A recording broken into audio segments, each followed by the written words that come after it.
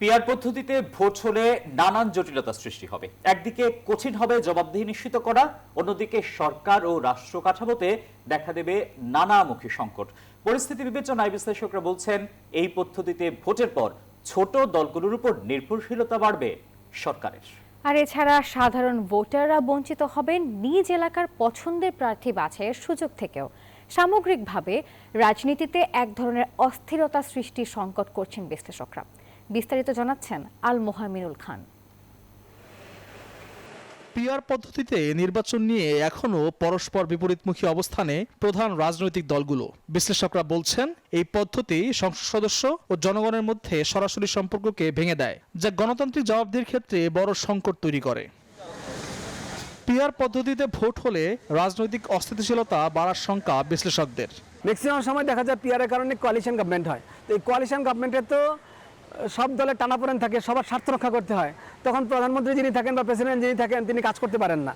এই অবস্থায় সবার স্বার্থ রক্ষা করতে গিয়ে তার মূল মনোযোগ থাকে, সরকার রক্ষা করা। বাংলাদেশে উচ্চ কক্ষ বলেন নিম্ন কক্ষ বলেন, পিআর চালু করলে এই কক্ষগুলো আরও এলিট বেসড হয়ে যাবে। আমি মনে করি এটা অলিগার্কি হয়ে যাবে, কারণ আপনি তো দলীয়ভাবে আপনি সাংসদ ঠিক করছেন।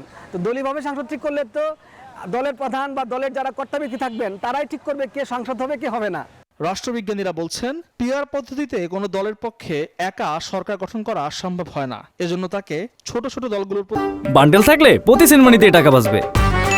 বিকাশ সেনমানি বান্ডেল কিনে জিতুন প্রতি লেনদেনে নির্ভর করতে হয়। এই সুযোগে অনেক সময় ছোট দলগুলোর পক্ষে সহজ হয় সরকারকে জটিল পরিস্থিতিতে ফেলা। আমাদের এখানে অনাস্থা অনেক বেশি, তো ফলে যদি আমরা দেখি যে অনেকগুলো ছোট ছোট দল অনেক আসন পেয়েছে এবং এক পর্যায়ে যদি এমন হয় যে মানে আস্থার সংকট তৈরি হয়, সরকার ভেঙে যায় এবং আবারও যদি গভর্নমেন্ট ফর্ম না করা যায় মানে উইথিন দ্য সিটিং পার্লামেন্ট, তাহলে আমাদেরকে আবারও নির্বাচনে যেতে হবে। তাহলে একাধিক সময় যদি আমাদেরকে নির্বাচন করতে হয় তাহলে দেখা যাবে যে এটি একটি সংকট তৈরি করতে পারে। এই পদ্ধতির কারণে 2019 থেকে 2022 সালের মধ্যে ইসরায়েলে 5 বার জাতীয় নির্বাচন অনুষ্ঠিত হয়েছে।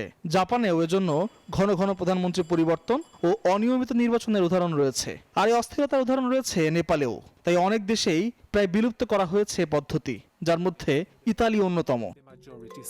পিআর ব্যবস্থা চালু হলে বিভিন্ন গোষ্ঠীর প্রতিনিধিত্ব নিশ্চিত হলেও এর ফলে প্রায়শই কোয়ালিশন জটিলতা, সরকার গঠনে দীর্ঘসূত্রিতা এবং রাজনৈতিক অস্থিরতা সৃষ্টির নজির রয়েছে, যেখানে দলীয় পারস্পরিক দ্বন্দ্ব রাজনৈতিক প্রক্রিয়াকে বারবার বাধাগ্রস্ত করেছে।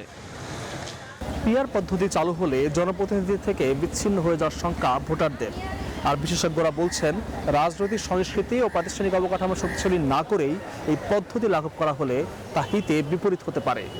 এ নিয়ে রাজনৈতিক অঙ্গনে বিভিন্ন বিতর্ক থাকলেও এর বাস্তব প্রয়োগ নিয়ে রয়েছে নানা প্রশ্ন। আল মোহামিনুল খান, নিউজ 24, ঢাকা।